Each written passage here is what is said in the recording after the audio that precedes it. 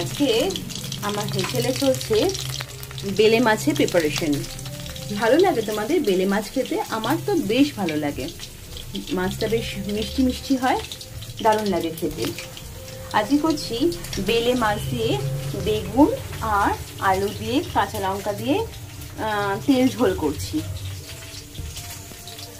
প্রথমে বেলে মাছটাকে ভেজে নিলাম সর্ষের তেলে, তারপর সব কিছু দিয়ে দেবো, দিয়ে নাড়াচাড়া করবো খানিকক্ষণ। নুন হলুদ দিলেই রেডি, বেশি কিছু লাগে না এখানে। আর আমার খুব পছন্দের মাছ এই বেলে মাছ। তোমাদের পছন্দ বেলে মাছ? জানিও কিন্তু। হয়ে গেছে। নামানোর আগে আমি একটু আদা ঘষা দিয়ে দিই। আদা ঘষার গন্ধটা ভীষণ সুন্দর লাগে, তাই আদা ঘষা দিয়ে দিই নামানোর আগে।